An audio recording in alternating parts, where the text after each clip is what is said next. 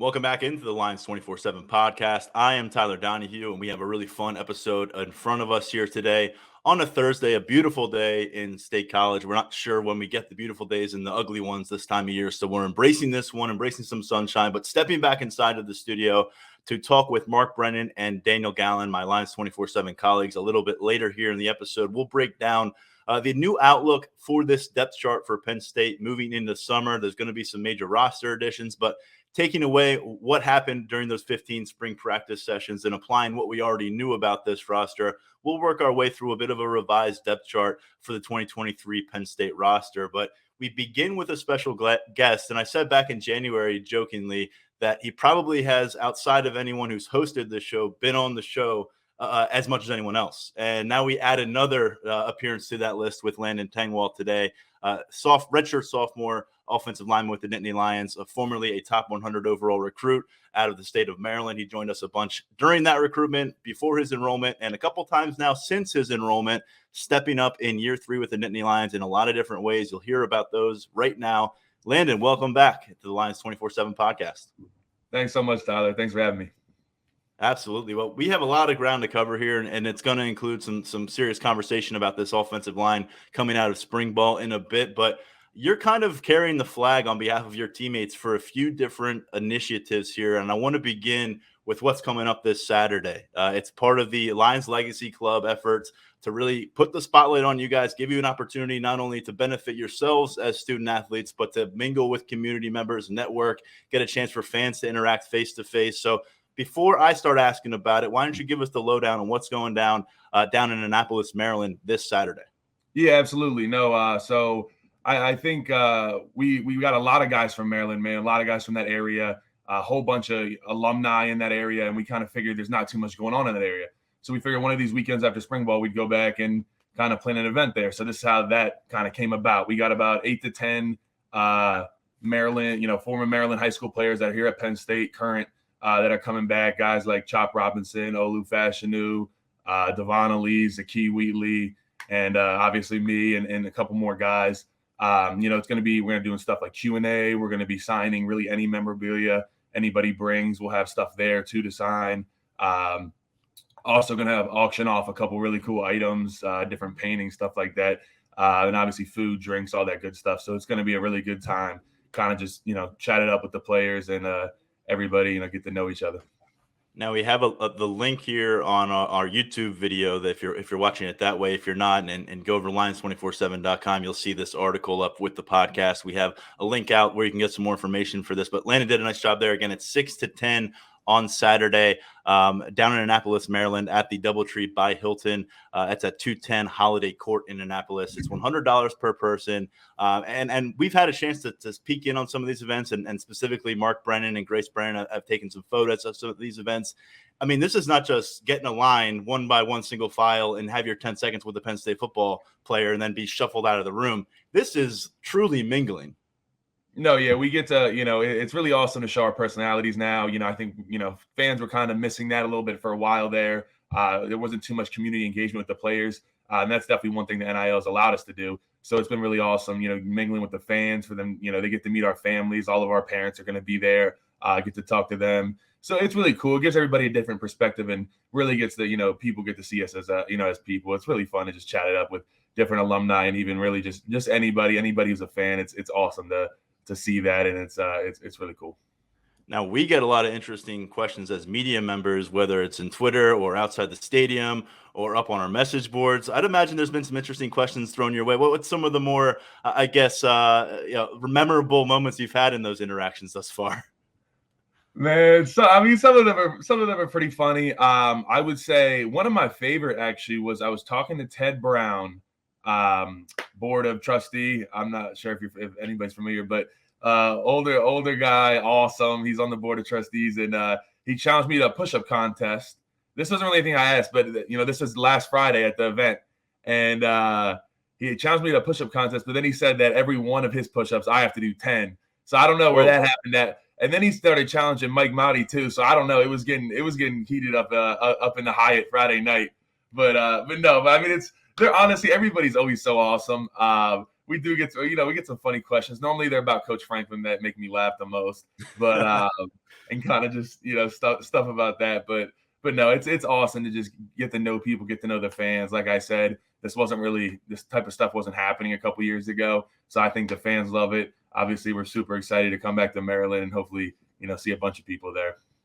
You mentioned Mike Mowdy, and people obviously respect a lot of what he did as a football player here at the time that he did it, but he's resurfaced now as a very vocal member and an integral member with the Lions Legacy Club, and making a lot of things happen behind the scenes from what we have heard and what we've gathered and what we've kind of just seen him put out there himself on social media. What's that look like from your perspective? Because you're involved in a lot of the setup and conversations behind the closed doors and on these threads as you're getting these things together. How much of the involvement has made an impact? Yeah, no, he's been awesome. Mike's been awesome. It's been awesome to get to know him. Obviously, former, big time player here, all that stuff. I mean, he's a legend here. I heard his name coming up all the time in my recruitment since I've been here. So to really interact with him, he's an awesome guy. He cares about the players. That's one thing I'll say about him, man. He's in it for the right reasons. And I think it's hard when there's a lot of people, when there's some people who aren't. And he's just doing his best. He's just trying to get the fight for the players. And as players, we love him. He loves talking to us. He's an awesome guy. So we're just super happy to have him on our side, man. It's really cool. Getting into this event a little bit more on Saturday, the In the Trenches meet and greet. Some big time names there from the state of Maryland. I know you're proud of that. Some people in Maryland probably aren't pleased with that, but it's the way it's worked out for Penn State football. And I think you've got multiple first-round picks on this list of players that are planning to attend, eventual first-round picks. Now, what are you guys going to be actually getting the opportunity to do down there, getting back to some of your hometowns, around some of your hometowns? Do you have any kind of other community reach out planned?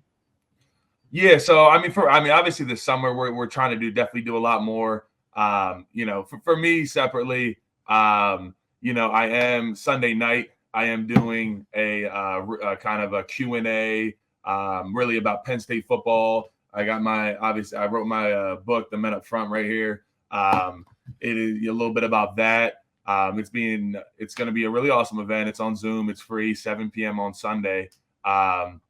So obviously, if you can't come out Saturday, you can come in, chat it up with me. Really, I'm answering any questions, Penn State football, my life, recruitment, all that good stuff, my book. So really, for any Penn State fan, if you want to just come on and, ask a couple questions, enjoy Zoom, just hop on for a little bit. I'd love to have you. I think it's going to be a really cool event. We'll get those links on the article up at lines247.com. And Landon, what does it mean to you to kind of roll that deep with that kind of talent back to your home state with guys who, face difficult decisions? In Chop Robinson's case, he made a decision out of high school. He's going to be a Terp. He ends up being a force for you guys last year. Big things expected this season. I mean, what do you wear that as a badge of honor going back home, I'd imagine? No doubt. I think everybody really thought it was an awesome idea to do this. I mean, we know, like I said, how many guys we got from Maryland, and how much, obviously, like you said, those fans aren't too happy, but we got, we've done pretty well in the state of Maryland. Penn State has. So that has, that's been awesome. But I mean, come back. I mean, you got the opportunity to come out and meet, like you said, 2 future, first round picks. And, you got a guy, Olu, top 5 pick. I mean, these guys, really impressive guys come back to Maryland. So we're really excited to, just get back in our hometown and just mingle, chop it up with people. We're really excited. And we got another event with your teammates that's coming up. I know you're really excited about. A lot of guys are excited. You're going international for this one to Guatemala. Explain the cause to us.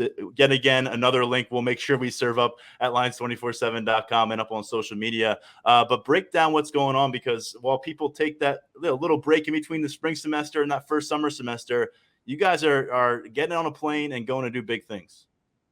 Absolutely. Yeah, no. So there's about 10 of us players are headed down to Guatemala with a kind of a foundation. They're called Souls for Souls. Like you said, we'll get that link down there. But we're going down to Guatemala, and we're taking a bunch of shoes, and we're going to different places in Guatemala. And we're giving out shoes to kids, and we're getting to interact with them, which has been really awesome.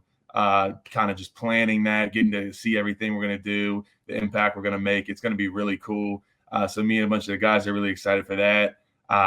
As well with my book, I just had a very generous donation where someone's going to donate 50 books, where I'm going to take down 50 of my books and give it out to some of the children in Guatemala.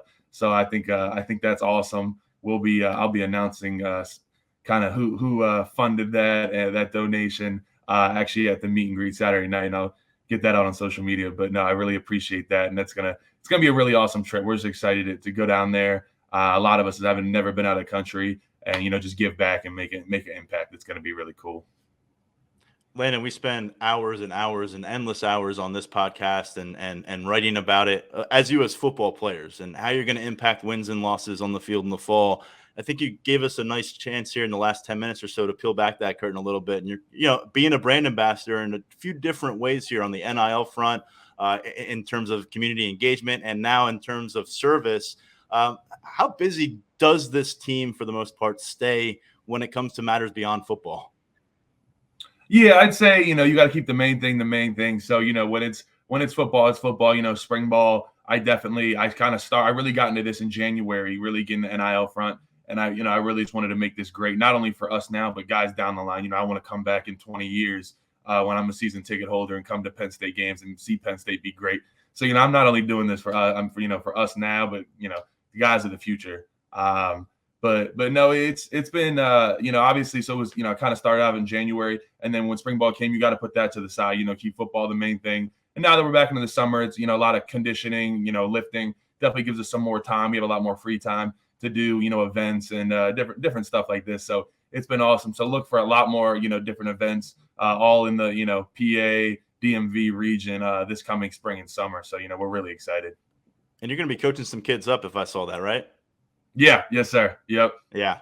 Not surprised. Yep. It seems like you're a guy who's loved football camp since you showed up to your first one at whatever age that was, and you just keep going back to them. Landon, when it comes to spring balls, you just said, just finished that up, 15 practice sessions. And when we had you on the show back in January, the team was in between the Rose Bowl and getting into winter conditioning, and you were still kind of, optimistic, but a little bit guarded about your health status coming off of an injury last year. You missed the last 8 games of your redshirt freshman season that you entered as a starter, but you were back out there this spring. How huge was this just in your career as a step forward? Yeah, no, it was really awesome. I think it was, it's hard when football is taken away from someone, especially in season. But it definitely gave me some time to reflect.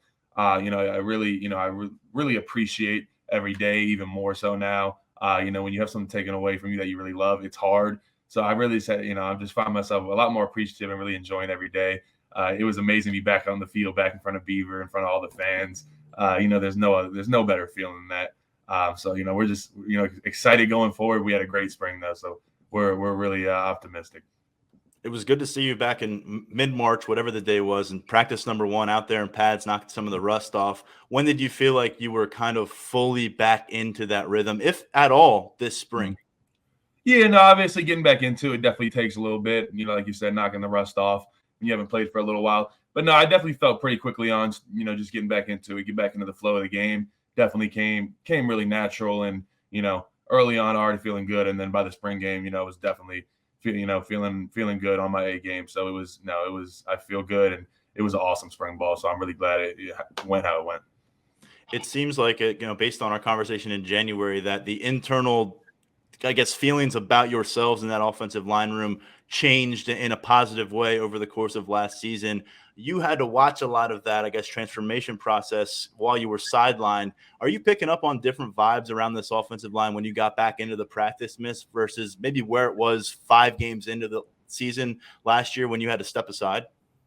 Yeah, no, I think honestly we've just continued to gel. I think we got a bunch of great guys. We got a bunch of guys that can play, man. Coach Trout is so optimistic about our room, and I think we just have an amazing room. We got a bunch of dudes in there that just put their head down, put the team first, and they're just hard workers. So we're really happy to have the team that we have and the O-line we have.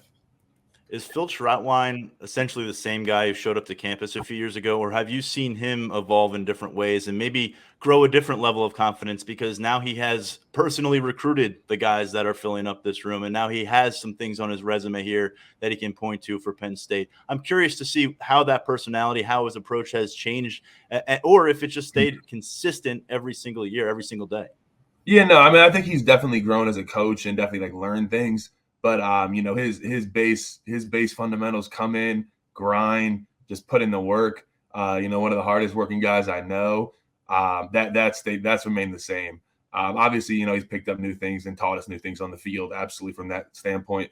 But I mean, from a coach and really what he's taught us as a man and that type of stuff, really has stayed the same. And he's been awesome to have, in my life and all of our lives. So absolutely, he's been fantastic.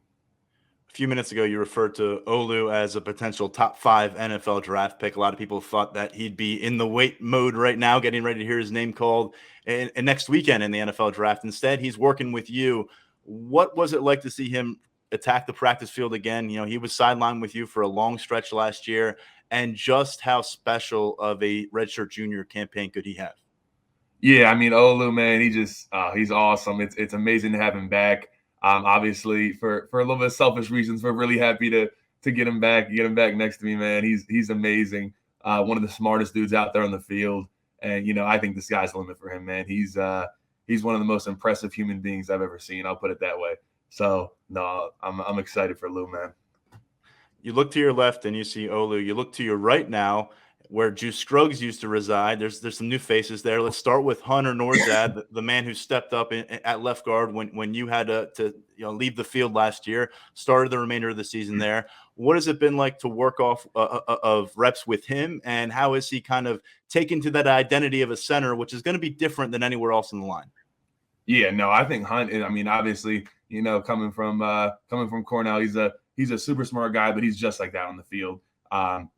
He's always, directing traffic, making the right ID. He knows every play inside and out. He could describe every play with 3-page essays. I mean, he's exactly what you want in a center, man. Tough, gritty guy. So, I mean, we love Hunt. Super happy to get him back, too. So I really think this is a special offensive line. Like, we're really excited about this room.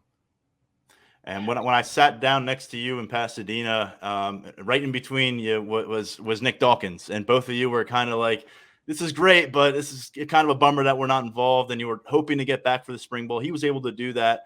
What's the step forward been like that? We know he has all the personality in the world, but as a football player, where do you see Nick Dawkins now in year 4, a guy who's also getting a lot of work at center? Yeah, no, Nick is really impressive too. Another guy that knows, he knows the playbook inside and out. Super impressive guy. Handles all his business. We're really excited for Nick. Honestly, become a leader on this team as well. He's a guy we always look to get us amped up for practice, all that stuff. Look for him to definitely. He's going to make an impact. He's a special guy, absolutely. So definitely keep an eye out for Nick Dawkins, man. And then also in the interior, I got to ask about Venga Ioane, because you don't get far in a lot of conversations about the future of this offensive line without his name coming up in a hurry. Maybe the future is here already in 2023, and we're going to see a lot of him. What impressed you most about his early second-year practice segments here in March and in April? And how do you think he carries that forward into preseason camp and maybe gives himself a longer look? Yeah, no, I mean, Venga, man, he's one of the strongest dudes you'll ever see, man. If he wants to anchor down on you, you're not going anywhere. Clamp down on you. He's super impressive to watch. So no, I mean, we're real excited for him. But I mean, he's definitely yeah. When you talk about the future of Penn State offensive line, I mean, definitely Venga, man. I just love being next to him. He's always trying to learn, hard worker. So we're really excited about Venga's future, no doubt. I've been working my way left to right here, if you couldn't tell. So I want to go to the right tackle position now. It's one that James Franklin has talked about a lot in the spring as a competition they're excited for as a staff. Caden Wallace back for year 5, like you, missed a chunk of the season last year due to injury. And then Drew Shelton, one of those several linemen who stepped up last November and helped carry that through the Rose Bowl, left tackle. Now he's switched over to right tackle. We heard there's some growing pains there with switching sides. What do you see from those two this spring, and what does it mean to have each of them engaged in a competition like this?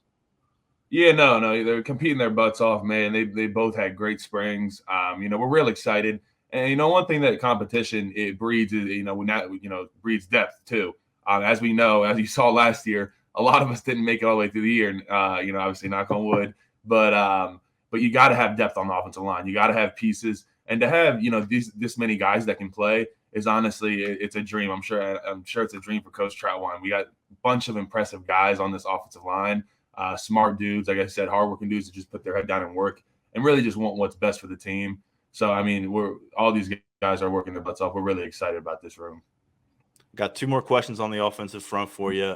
Thank you for taking them. And I want to get to JB Nelson, who we've seen working at left guard as well a lot. He was another player who got involved there last year. I think when Hunter wasn't available in September, we saw him get a lot of run in September in one of those matchups. Where is he in year two? I know he had a pretty significant body transformation after making the jump from the junior college level. And is he a guy who can help Penn State at multiple positions? Yeah, JB's definitely a guy that's going to help us out this year, man. He's definitely impressive, super physical guy that works hard. Ever since he came here from LAC, he's been awesome. We love him. He's one of my best friends here on campus. So we're really excited about JB. Definitely someone that's going to help us out. And finishing here with a couple, three freshmen to talk about. Two have been repping at tackle. We saw Birchmeyer get involved at guard as well. Javen Williams at the left side, and then Anthony Donka at guard over the course of our looks in spring ball. Could you go individually through those guys and about what has stood out through their first semester? Yeah, no, I think each of them, honestly, they're all super hard workers. They're all smart kids. I think Coach Trout is doing a great job of really building this room, not only great offensive linemen, but really, really smart kids that, put the team first, guys that are, selfless guys. And that's really what it takes to be an offensive lineman. These guys are all sacrificing. They're all in the film room with us each day, grinding. These are dedicated kids that are talk about the future of the Penn State offensive line. I mean, definitely be excited about these guys. So all super athletic. Anthony Duncan might have the longest arms I've ever seen. He's gonna be all of them have really been impressive, and we're excited for them. Like I said, just this is the kind of the foundation that we started to really build for this offense. We're just excited for the future. It's some group of guys.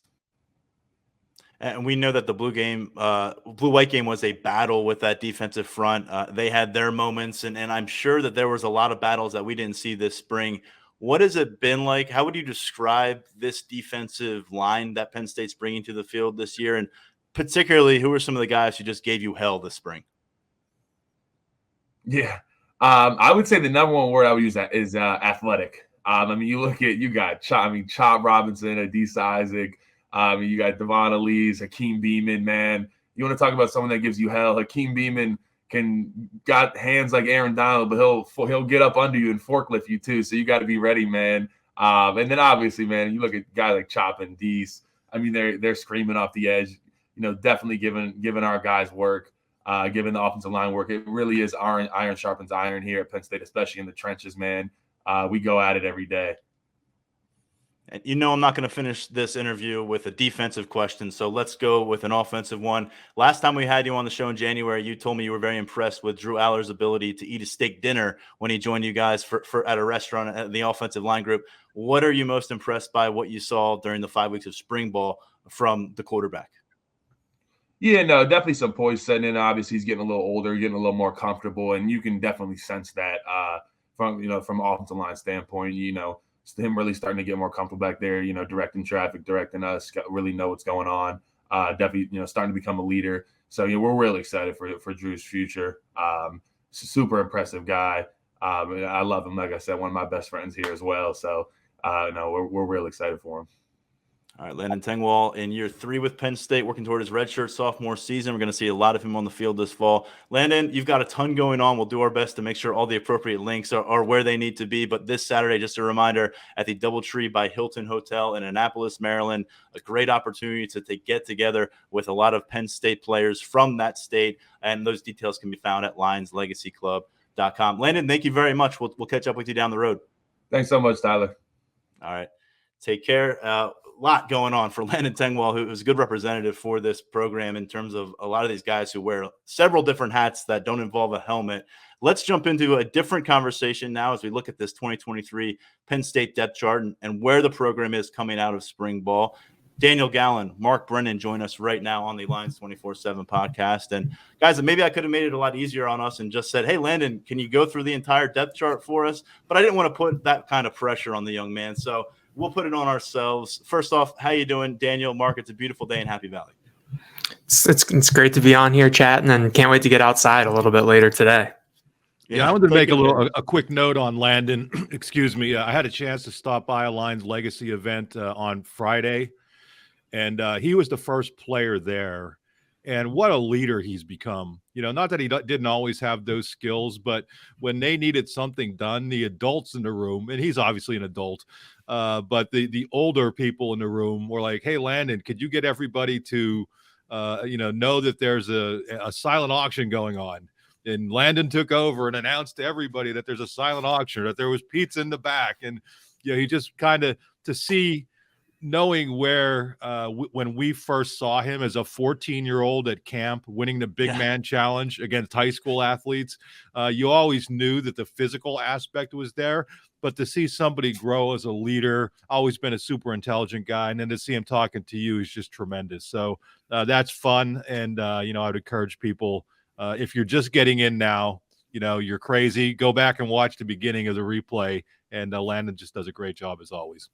Yeah, big thanks to him. And as Mark mentioned, if you need a guy to step up and be vocal in the room, he's a good guy to have in that room.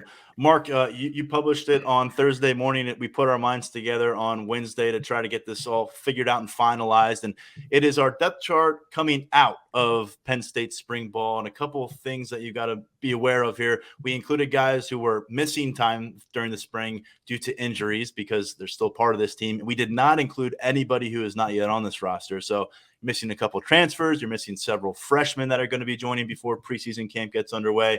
But that's where things were. And this is all unofficial because, as we all know, Penn State for the last few years does not put out any kind of an official depth chart. And when they used to, it was usually, I think, one right before spring or right after spring, and then leading up to each game. So let's have some fun. Let's have maybe some debates here along the way.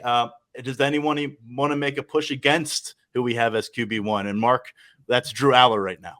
No, nobody's going to. First of all, let me just say this, that even when there was an official depth chart, it really wasn't all that official. I think they would put people in different places for strategic reasons, maybe motivational purposes. But yeah, clearly, I'm going to stop beating the dead horse that James Franklin wasn't asked about who the QB1 was coming out of spring practice, because some other questions were asked.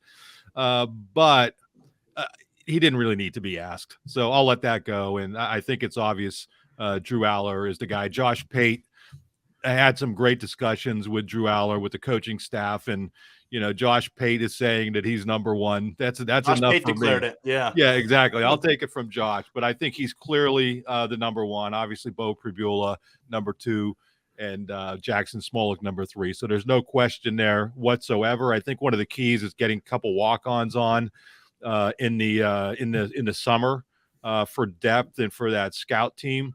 And, maybe is there still something that could go on in the transfer portal there? We haven't heard anything about that. James Franklin didn't indicate that, but they always have to keep their ears open. And you don't know with the way he was talking about the way the phones were ringing, who knows? It would be a tough spot for a quarterback to come in, obviously. But right now, I think that position is as defined as any position. Obviously running back, you have an or situation there with two really good running backs, but I think that position's about as defined as any of the positions. Yeah, and when you look at Jackson Smolik's ability to get on campus as an early enrollee, which is status quo now, you don't see a lot of quarterbacks showing up in May or June at this point in college football, but really an important step for this program, because otherwise maybe you are going to be a little more desperate to find a potential partner in the transfer portal, which, as you said, is a tough task at quarterback with this current depth chart.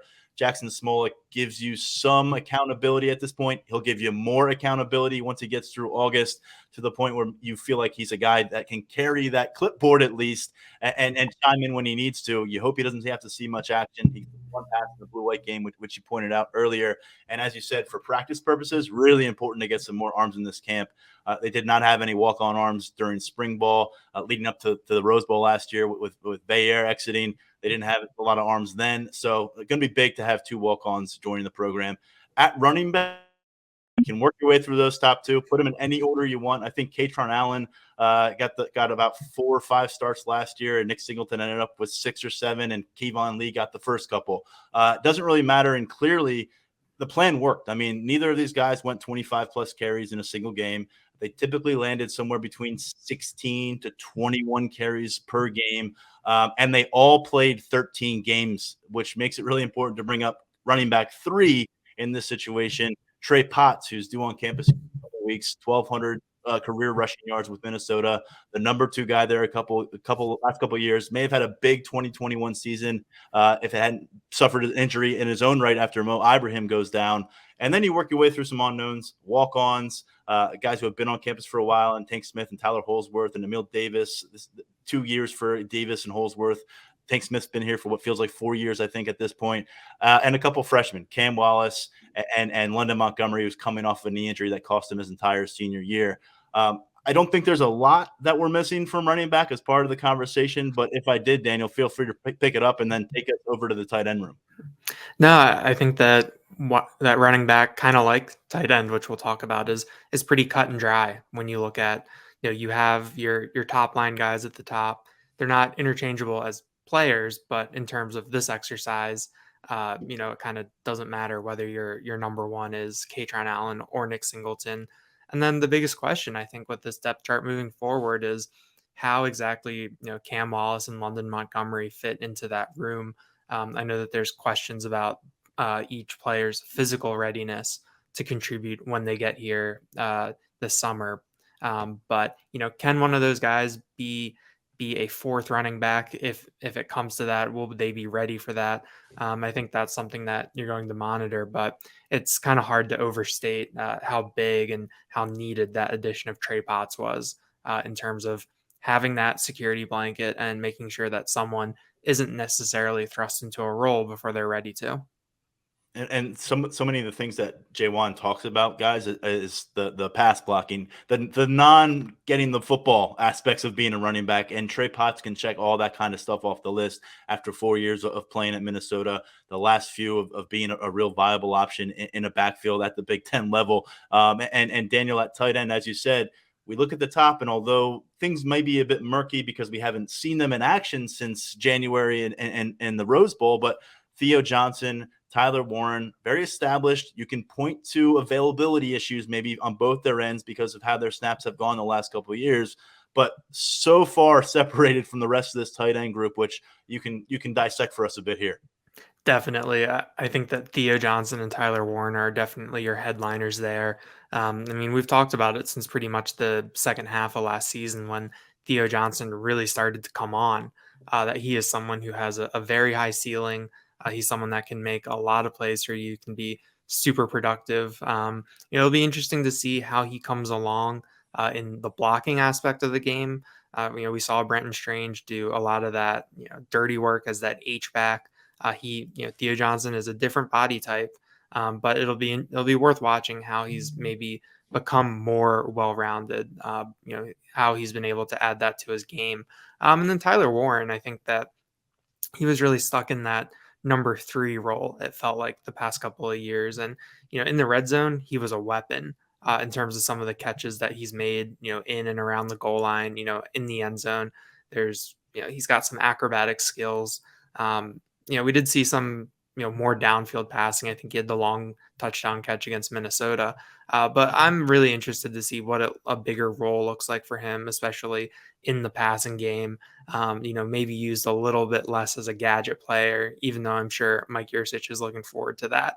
But then down at the bottom, I am curious to see if Jerry Cross is able to maybe push Khalil Dinkins for that number 3 spot. Jerry Cross has not played a lot of football these past couple of years. He had COVID and injuries, really wiped out the end of his high school career out in Milwaukee.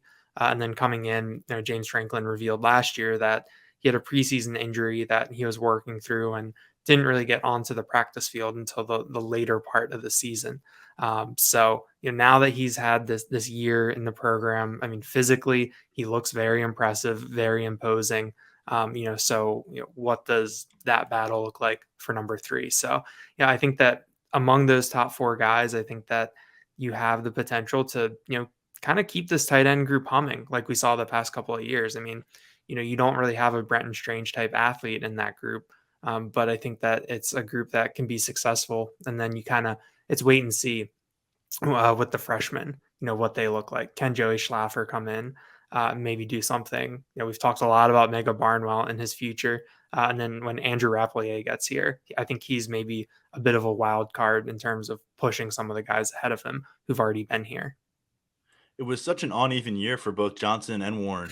When you look, I mean, and Brenton Strange, because Brenton Strange for the first half of the season was putting up numbers that rival just about any tight end in the Big Ten. And I don't think he reached 30, 40 receiving yards in any of the rest of the games. Whereas Theo Johnson, he exploded after the halfway point of the season. And Tyler Warren had a key role early in the passing game because Theo Johnson wasn't available. If you remember at Purdue, Warren got a ton of run, but there was a stretch in Big Ten play there where Penn State was really not having him on the field much. I think he was playing 2 or 10 or fewer snaps in 3 consecutive games there, late October, early November, started to come on strong down the stretch. He's a guy I want to see that full look at for a full season, because through 3 years, we just haven't had it. And he's been such a captivating figure. I know that when Barton Simmons was on our show back when he was the director of scouting with 24/7 Sports, now he's the general manager down at Vanderbilt for their football program. But he thought Warren was, in that particular class for Penn State, the 2020 class, had as much of a high ceiling kind of unknown commodity of anybody. And they said he might make us look silly for listing him as a 3-star tight end down the road, but we can't go giving out blue chip ratings to guys who haven't played the position before. We've got a 3-year sample size now. He feels like he's maybe a ticking time bomb, though, if he can put it together from a health standpoint. And that's a big if right now. We haven't seen these guys. We don't know the details. And if we knew the specifics, we wouldn't be talking about it here on the podcast. And when it comes to each of them, there is a little bit of a checkered history in that availability department. So you're thinking they're going to be taxed with those reps this year as frontline tight ends. And I think Theo Johnson, you talk about draft stock that could skyrocket on this roster. He's go for launch if it happens for him. Wide receiver room, Mark Brennan. It's been very much on a point of emphasis for James Franklin to make sure we all are well aware that there's a lot of unknown in there.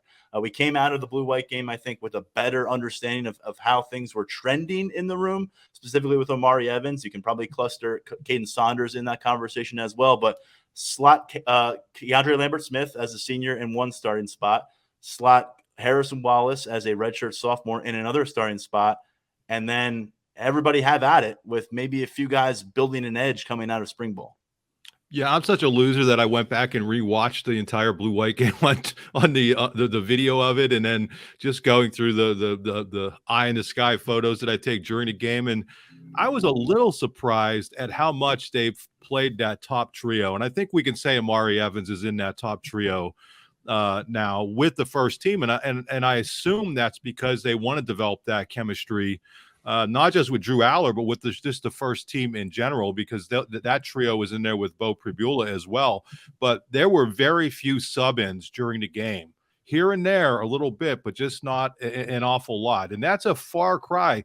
Even with about a week to go, I think it was, Tyler, was it 2 weeks to go, when you asked James Franklin about the wide receiver position, he was I think it was you or whoever it was, he was very reluctant to mention anybody other than Lambert-Smith and Trey Wallace. I mean, he didn't mention. But he wasn't. He refused. He wasn't reluctant. He refused to do it. And that was his stance then. That really changed. And I think what he was trying to get across, obviously, to Omari Evans is like, you need to step up.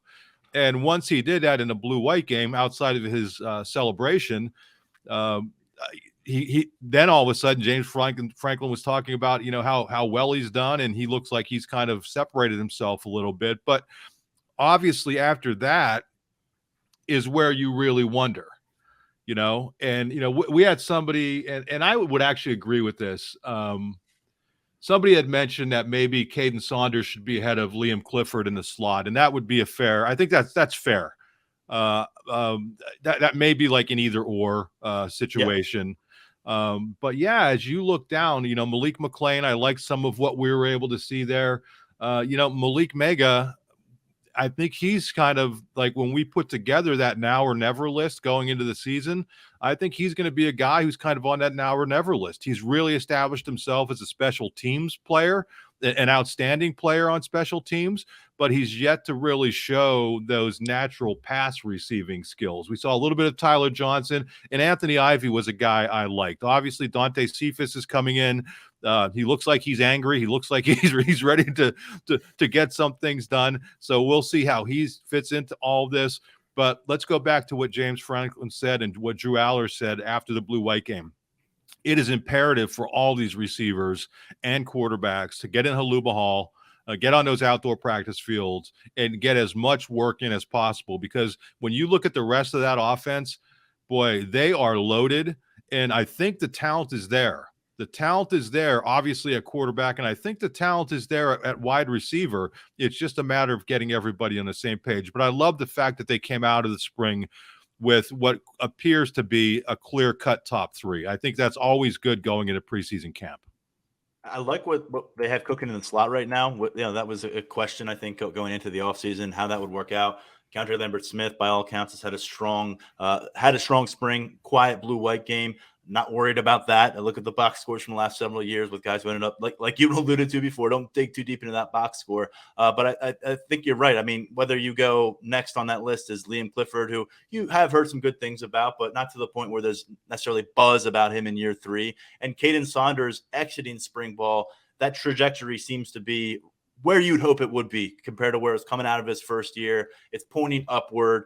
The speed is translating now to the receiver position, as we talked about on Saturday in the post game with Daniel. A lot of these guys showed up with some really gaudy 40-yard dash times, outstanding straight line speed. But doesn't mean you're seeing that on the practice field in year 1. Doesn't mean you're seeing it against one of the best defensive backfields in college football in year 1. And you may not see it in year 2, but it seems like the turning point has been reached. So if we put Omari Evans and bump him up to one of those more sure things, and maybe that's investing a little too much at this point based on 5 catches in the blue-white game and a good last stretch of spring ball. But let's do it for the sake of the conversation. You're bringing in Dante Cephas, who was one of the more productive receivers at the group of 5 levels during the last couple of seasons. There's a 4th guy that you think you have really figured out. This is where it gets interesting to me, because a guy like Caden Saunders, guy like Anthony Avi, you talked about Tyler Johnson on Saturday as well. I know Malik Mega's in that conversation, but a lot of those guys to round out the top 6 that they're looking for a receiver, I think they have the ingredients. I think that they're there, and I don't think it takes a lot to get there. But as we've seen, we've kind of gone through the list of receivers for this team before, Daniel, and said, now, last year, here's how you get to 6, and they never got there last year either. But it feels like they're going to have 4 going into camp that we think they can hang their hat on, and now I'm throwing Omari Evans in that group. Can they get to 6? That's going to be a big question mark maybe for how explosive, how much range this offense could have, because you're going to have guys get nicked up, banged up. You're going to have defenses approaching you in different ways. You may not always have all of your tight ends available on the field, and you want to be able to tap into this too deep. Yeah, I was kind of thinking about last year in the preseason when James Franklin said that, pretty definitively that he felt that they had a 2 deep across the board at all 3 spots, that he felt like they could go 6 deep. And then once we got into the season, we didn't really see that come to fruition. I think that Harrison Wallace flashed a little bit there as the number 4. And it's been kind of a similar thing the past 2 years, where outside of the top 3 that get the most run, we haven't really seen the flashes from a 4th or 5th or even 6th guy. So I agree with you that I think the pieces are all there. I don't think it would hurt them to add another piece from the outside through the transfer portal if they can find the right wide receiver for what they're looking for. But I do think that they have enough guys that they should be able to find 6 out of there. The recruiting, these guys have come in as pretty good prospects. There's a number of top 247 guys in there. You have a top 100 guy in there in Caden Saunders. So you want to see these guys take the right step forward. And I think that this group, talking to someone like Caden Saunders, I think that you can kind of see the attitude and the determination. I talked to them a little bit after the blue-white game about, Franklin being pretty public about wanting to see them step up, about needing to see them step up, and, and how they view that. And I think that, with the change that they've had in the room in terms of Marcus Hagens coming in, with some of the talent that's in there now, I do think that they, are chomping at the bit a little bit to get going and prove themselves. But it's kind of like what we talked about with the offensive line last year, where it's one thing to say it, it's one thing to look at the recruiting rankings, to look at the talent, look on the practice field, but we have to get to Saturdays and have them show it to us. And I think those outside receiver positions are where you really focus in for these competitions going into the summer, because you got a guy like Malik McLean should be much better footing with this program in terms of hitting the ground running come summer camp versus where he was coming in from Florida State. Malik Mega's a guy working on the outside, but that cluster of younger guys is really where you watch. And then, of course, Dante Cephas, who a lot of people here already have penciled in as moving up the depth chart in a hurry when he gets to campus. The offensive line, you can go in a lot of different directions. The point being, they got 6 guys back who started at least 5 games last year. And that's something that not a lot of programs across the country can point to. We just had a nice dissection of a lot of the offensive linemen with Landon Tengwall. So I don't think we need to necessarily dive too deep into this. But Brennan, I'll throw this your way. What is your biggest concern right now for an offensive line group that carries a lot of positive momentum compared to any other point, any other offseason I've covered this beat? Yeah, I mean, I think it's probably that right tackle spot. I mean, it's tough because at left tackle, you're looking at a guy who's going to be a high first-round draft pick. And, I think between Shelton and Wallace, they're going to be okay there. But I just think I would like to see one of them kind of step up and seize it in the preseason. I think that's kind of that's kind of a key. I mean, they have 3 good tackles. They have 1 great tackle. And I think that's really key. And then, across the board with respect to depth, they are as deep as they've been since probably the mid-90s. But some of these guys haven't seen a lot of football. Some of them haven't played a lot. You talked about Venga to Landon. And, yeah, I think we see him. And, it was pretty funny. We saw the one play out there where he basically body slammed Kalen King. And you just look at how big and powerful this guy is. But he hasn't been out there in game situations. So you think it's going to project. But is it? I also, I guess from a positive standpoint, I like what they were doing with JB Nelson, playing him at tackle, playing him at guard. You always need that utility guy. They had Bryce Effner the last couple of years, a guy who you could pretty much plug in anywhere. Maybe not the most talented guy, but he's going to go in and he's going to hold things down if you get into a little bit of a bind. I think JB Nelson may have a higher upside than Bryce Effner, and that's not a knock on Bryce because I thought Bryce did some good things for them. But I just think physically, if you look at JB Nelson, he has the opportunity to maybe have a higher upside. And then it's just going to be fun. Again, another guy, I'm sorry, Nick Dawkins, just hasn't played. So if you get bumped up at center, and, knock on wood that Hunter Norzad's okay, Nick Dawkins appears to check the boxes, but we just haven't seen him. He was bumped up all of last year. So, that top 6, they should be fine there ultimately. But when it comes to depth, I really like what I see, but it's going to be, I just think getting these guys in games early in the season, getting them some reps if possible, if you're fortunate enough to get leads in games, getting some of those backups will make this offensive line even stronger. But that's a lot of nitpicking. I think this is going to be a really good offensive line overall. But for the sake of this discussion, I do think we kind of nitpick things, and those would be some of the things that stick out to me. And if you're a Penn State fan, isn't that the beautiful thing about this 2023 roster? It requires a lot of nitpicking. I mean, how much time have we spent investing into like the second team safeties and the second team offensive line and who's going to be the third tight end or the third running back? I mean, these are good problems to have for a program at this point in the calendar year. I would say I'm wondering, do they get to week 1 with a couple rotations in place like they did last year? I think Phil Trautwein has proven he's not afraid to get a longer look at guys when they get into a season. If he feels like 2 guys at one position aren't going to inhibit your ability to win and maybe they can thrust you forward and you're not sure if one guy's the guy to put all your eggs in that basket yet. Last year we saw left guard 2 involved from game 1 on. Hunter Norzad was the next in behind Landon Tengwall.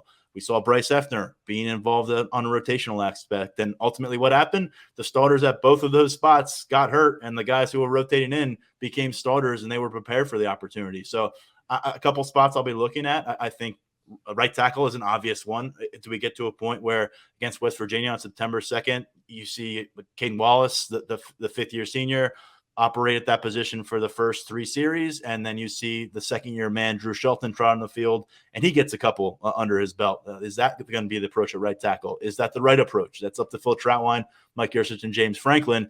And then at right guard, Salim Wormley was the guy there last year for 13 games. It was a really good comeback story after missing the 2021 season with an injury. But what we've heard about Venga leaves you to wonder, is he going to be left on the sidelines on a routine basis, or will they find a way to get him involved based on their game plan, not not based on need, not based on a potential injury, but based on your game plan that you're structuring. So I think those are some really key areas to watch. And Daniel, anything else to chime in on the offensive line before we switch to the other side of the trenches? No, I think Mark really did a good job running it down where, at this time last year, when you would look at the offensive line, I mean, it's pretty night and day. And I think you have a lot of bodies there, but you do have some questions about depth because with some of these guys that you're counting on to be those next men up, someone like JB Nelson, someone like Vanga, you haven't really seen it yet in the game. So that a couple of those non-conference games, other times if you can get them in, get them reps, I think that's going to be really important. And I want, by the way, can one of those freshmen, whether it's Alex Birchmeyer, Javen Williams, assert themselves as a viable game option at the tackle position? Not somebody that you need to incorporate in the game plan, but if for whatever reason Drew Shelton's a full-time starter for you, or one of those right tackles isn't available, and you need a third tackle, and he becomes your third tackle, is one of those freshmen going to be ready for that role? We know Javen Williams has a athleticism through the roof. Sounds like Alex Birchmeyer came to campus very ready to compete, as we thought he might. He's been getting reps at guard and tackle, but something else to look at just because we saw this tackle tested in a huge way. Both of your starters for the first half of the season were not your starters for the second half of the season, and so that brings into that fourth tackle conversation. Jimmy Christ hit the transfer portal earlier this week, and those freshmen could be involved there, as could JB Nelson, as Mark said. When we look at the defensive line, it's a real luxury for this program right now. I know that defensive tackles on maybe that wish list when you're trying to nitpick this roster, and could you add a fourth or fifth defensive tackle to help shore things up there? But as things currently stand and as they are currently constructed, you can go really four deep at the defensive end position. There's no doubt about that in my mind. Then things become a little more interesting with some wild card guys. But when you have Chop Robinson, Denai Dennis Sutton, I'm going to put Amin Vanover in the conversation, and Adiza Isaac leading the charge off the edge based on the football that they've already played to this point, based on the steps forward I think that we think are there for all of them, especially a guy like Denai Dennis Sutton in his second year on campus, and a guy like Chop Robinson in his first full offseason playing the defensive end position. I mean, there is a lot to like about the way they can attack quarterbacks, and that's without working your way into, like, I'll phrase them as wild cards like Smith Vilbert and Zariah Fisher. Yeah, Denai, I'll tell you what, to have that guy as a, effectively coming off the bench, that's ridiculous. I mean, if he is just, we were joking a little bit about you naming him MVP when my guy Zariah had a sack stolen from him. But seriously, the upside for Denai is just, you can't deny it. Sorry. But it's, I know I've used that before. But yeah, at that Lions Legacy event, you can't believe how big that dude is. I mean, what do they list him at? I don't have my roster here, but it's if he's at least 6'6". I'm telling you, and huge. And I just bringing that sort of player off the bench, they're viewing him as a starter. I mean, James Franklin said that, but that's where you're starting to talk about an embarrassment of riches. And this is another area where you're talking about if you want to compete for the college football playoff, this is the kind of depth that you need. You have to be, you're in there in the fourth quarter, and this guy's coming in, not playing. He'll play throughout the game, but he'll be fresh. Adisa will be fresh. Chop will be fresh. I mean, these guys will be fresh coming off the edge, and you start using that prowler package and moving guys around and doing this crazy stuff. I mean, it is just going to be really fun to see. The one thing about D tackle, though, that concerns me a little bit is you don't have that big kind of earth mover that you had in PJ last year in Mustafa. I mean, you have a lot of very good players, but you don't have that one huge guy. And I wonder if they're able to find somebody like that in the portal that may not be an every down type player, but you want them for those short yardage type situations. But that's the one area, because I think otherwise, you look at where they are defensive tackle with Beeman and Durant. Devon Elise, I think, is an underrated player. I don't think he's a superstar player, but I think he's a guy who's going to grind it out and be really good. And then with Izzard coming back, and Vandenberg's played some good snaps, and you just go down. Townley flashed a little bit. I mean, they have the talent there. I just don't think they have that one huge player, one big player like PJ, who's able to really get in there and stuff things up against the run. Mark, by the way, Denai Dennis Sutton listed 6'5", 262 right now on the roster. Yeah, he's so taller than that, man. He's a big fella for sure, and he's going to continue to get bigger. And a name that came up there, I mean, you went down that defensive tackle group, and you went down the defensive end list. But you can't figure out where a few of these guys are going to land. But Caleb Artis is one that I really cling to a little bit here and saying, well, he's got the big body, 6'4", 315 pounds. Really looks like a different guy than the freshman who came to campus last year. It's a lot to ask for a guy to make that kind of a leap, going from a non-factor to a rotational player in year 2. But in the next several months, as they sort through what they've got at defensive tackle, whether or not they bring in a transfer player, Daniel, you've mentioned it before, maybe Caleb Artis is more part of the solution there than people are giving credit to here in mid-April. Yeah, I mean, if he can put it together, if he can be playable, I think that unlocks some things for that defense. Just having that big body in the middle. I kind of agree with James Franklin about not adding size just for size's sake, but at the same time, even if you put the size out there, it's still there. It's still something to account for. So yeah, I'm interested to see if he can put himself into a position where he is playable, where he can do some things. Maybe it's just in short yardage packages. Maybe it's in a package with a couple DTs in there. So, I think that he's someone, who has a big couple of months ahead of him in terms of getting himself ready to contend, getting ready to compete. You talk about these bigger guys coming in and competing in the trenches. It's hard to find guys who can come in and compete, as a true freshman, even as a second year guy. There's going to be some growing pains. There's still a lot of development that's left if you're not in the, top half of the top 1%.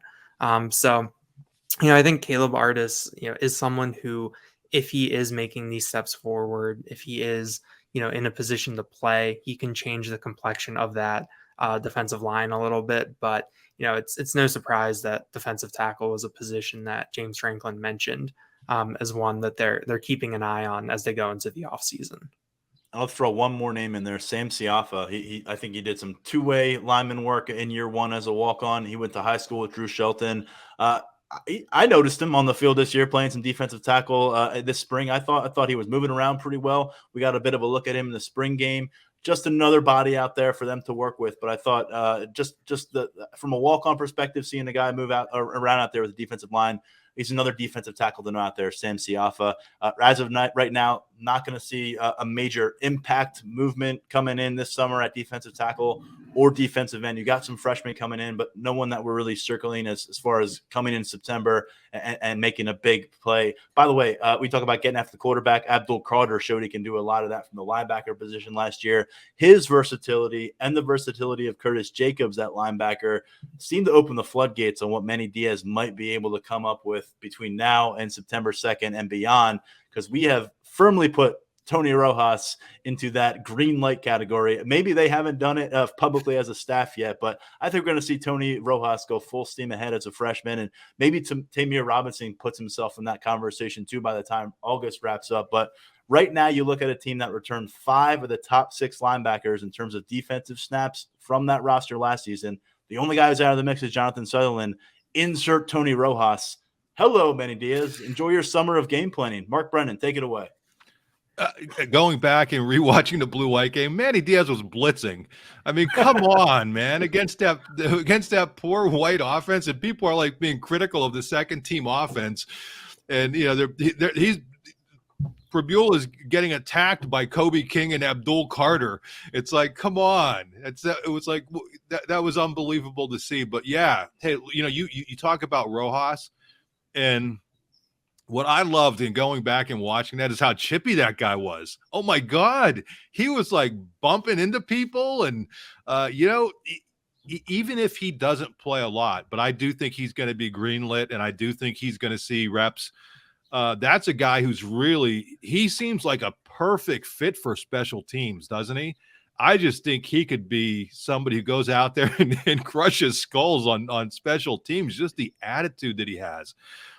You never want to see players get banged up the way Elsdon and DeLuca were, but the hidden kind of blessing there is that opened up way more snaps for Rojas and Tamir during the spring. And, every time we were at practice, what was the one thing that we said about Rojas? He wasn't necessarily at the front of the line because the two alphas were at the front of the line in Abdul Carter and the big dog Curtis Jacobs.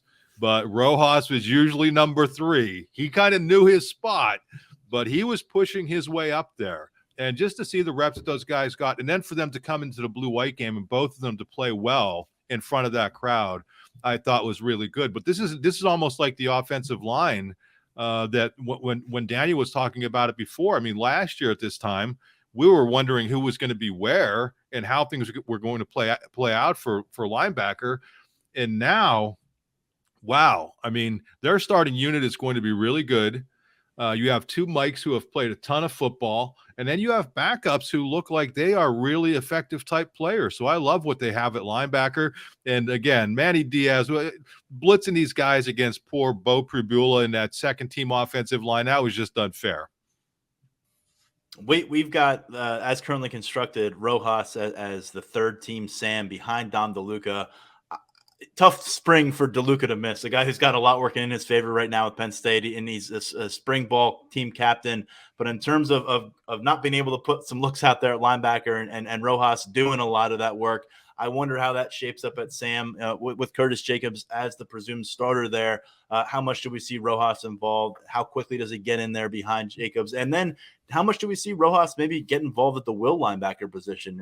We know that they've done some cross-training work there. I think Manny Diaz believes that Rojas can handle those duties, but how does that impact a guy like Keon Wiley, who's in development behind Abdul Carter at the will position? I think Rojas has a chance here to maybe stifle some of those snap plans for a guy like DeLuca or Keon Wiley in both of those roles. And then does Abdul Carter, based on what they want to do with this linebacker group and different packages they want to show, and Manny Diaz just trying to get his best 11 on the field at a particular time, does Abdul Carter start to chomp into some of those reps at Mike and to the detriment or individual detriment, I guess you could say, of Kobe King and Tyler Elson?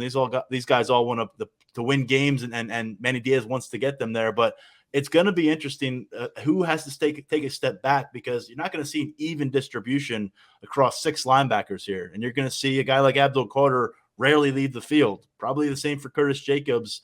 What does that mean with the kind of, 5th defensive back schemes they like to play? And how does that impact who's going to play a bunch? Really curious, because it's a luxury, but at the same time, it's a lot to digest for Manny Diaz, because you're going to be leaving some talented defenders on the sideline at linebacker over the course of the season. Yeah, I really want to see how Manny Diaz mixes and matches as we go through the year. I mean, I think we saw it last year with Abdul Carter playing his way onto the field. The fact that they had the flexibility to move Jacobs back to the Sam and play Carter at the will.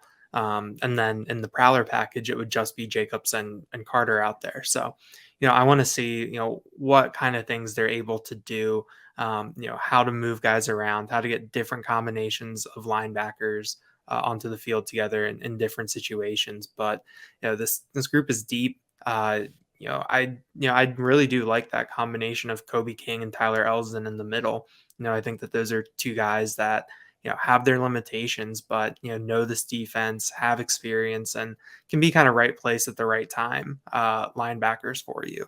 And then I think you look at just Carter, Jacobs, potentially Rojas, even DeLuca. I think that those are guys that can be playmakers that can make things happen. So, when I came here to Penn State, you hear a lot about LBU, and I think that you start to see it come together with this group.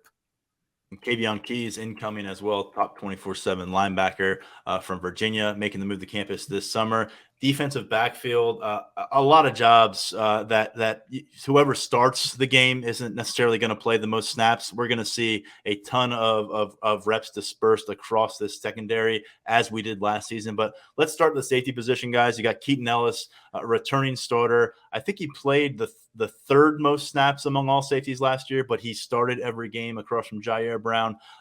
Ends up being selected as a defensive team captain coming out of spring ball. So safe to assume he's locked up one of those starting jobs. You look across the field, we didn't get to see Jalen Reed in the blue-white game. We saw a lot of him during the spring. That meant more reps for a guy like Wheatley. It meant more reps with the first team for Mekhi Flowers.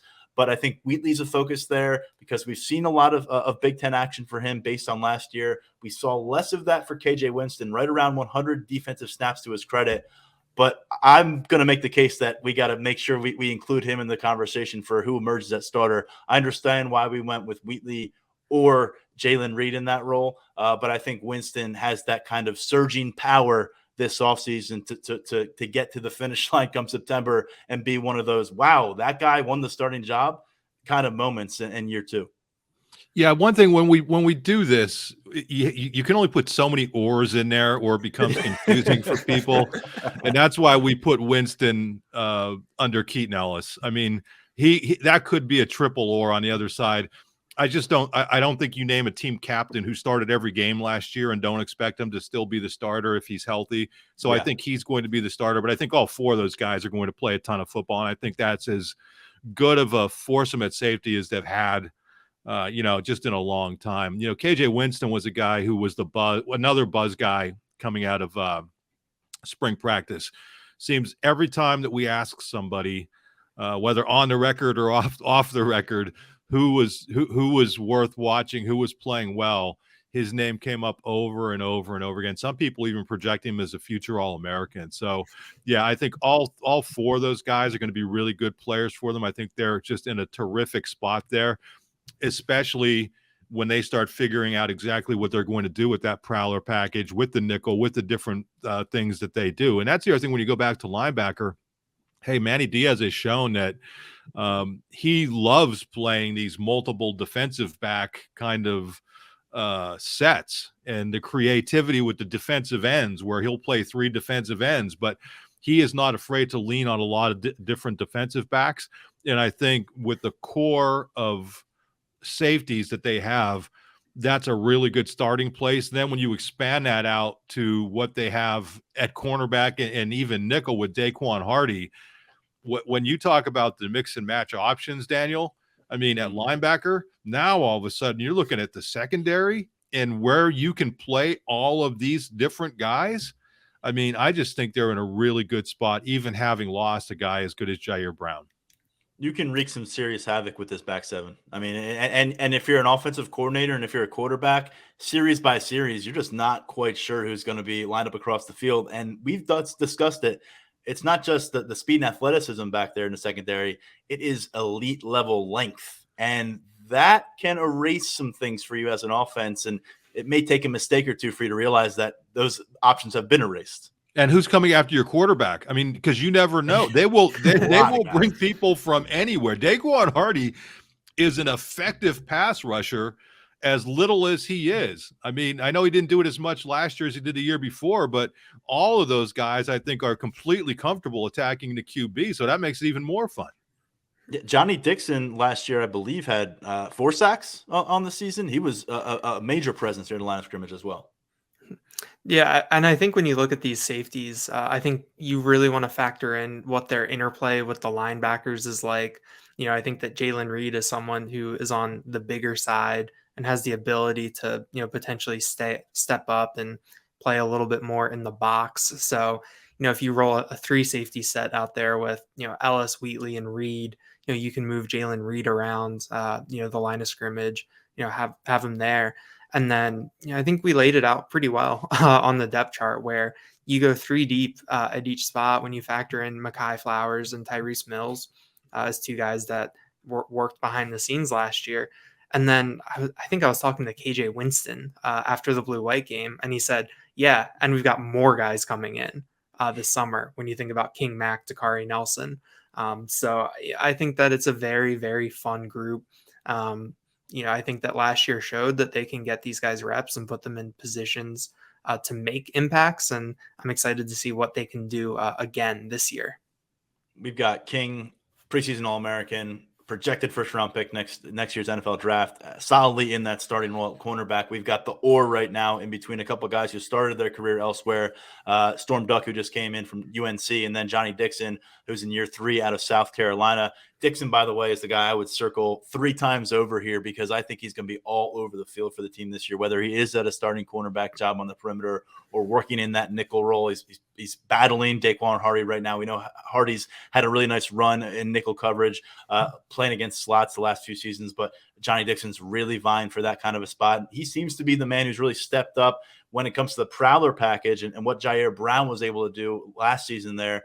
Dixon's a lot the name you kind of draw that line to as of right now. So a lot to like about him. If Elliott Washington comes along and Cam Miller continues his rise, you legitimately are 6 deep, and maybe you've got more brewing at cornerback.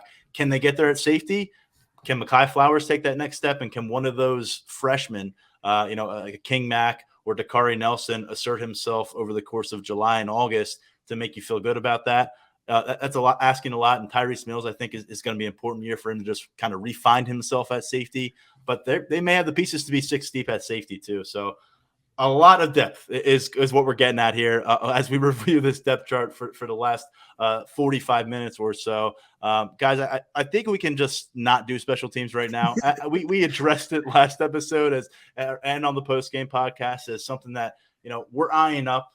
You don't have a solid starter right now, punter or place kicker, based on what we've seen on football fields this spring. You don't particularly feel exceptional about the performance at either of those spots, but it's hard to judge based on what we've seen. It's very abbreviated, but based on what James Franklin's saying, he wants to see some work there as well. But I think we're okay with anointing Tyler Duzansky as the favorite by far at long snapper, but we won't go too far down the road with other stuff. Mark, Daniel, myself, all contributed to this depth chart. It's up at lions247.com for your full review. But as you just heard, a lot of names should be factors for the Nittany Lions this fall. Mark, Daniel, hope you both have a great finish to your week, a great weekend ahead. And for the first time, we got no spring ball practice to watch. So it's been a little while since we got together and chatted like this. And I'll catch up with you guys next week. Hey, one quick note. I wanted to thank everybody who came on board. We were one of the network leaders, pat ourselves on the back a little bit in subscriptions sold from our last promo. And that doesn't happen without our great community. It doesn't happen without the great VIP content that our recruiting people led by Tyler Calvaruso and Brian Doan produce. And it doesn't happen without great Penn State fans. So I want to thank everybody for we're up there among the network leaders. And that's a big thing for us. And I want everybody to know that we never take you for granted. We don't take our recruiting people for granted. I don't take these guys for granted. We're very happy to be where we are and to have that sort of success. So thank you, everybody. Well said, Mr. Brennan. I'll second that one. Catch up with you guys soon. Big thanks to Mark and Daniel, as always, my colleagues at lions247.com. As referenced there, Tyler Calvaruso getting it done again. It's been a very busy week for recruiting the transfer portal. Also doing some things for football and basketball. A lot going on at the message boards at lions247.com right now. If you missed our last episode of the podcast on Tuesday, we reviewed the 3 latest commitments to come on board with the Nittany Lions 2024 and 2025 recruiting classes. Great work from Tyler Calvaruso breaking those down, looking ahead at what's next on the recruiting trail for Penn State. We'll have a lot more of those kind of conversations coming up as April continues and into May. For now, stepping aside, big thanks to Landon Tengwall for joining us yet again as a guest here on the Lions 24/7 podcast. I'm Tyler Donohue. Enjoy the rest of your day.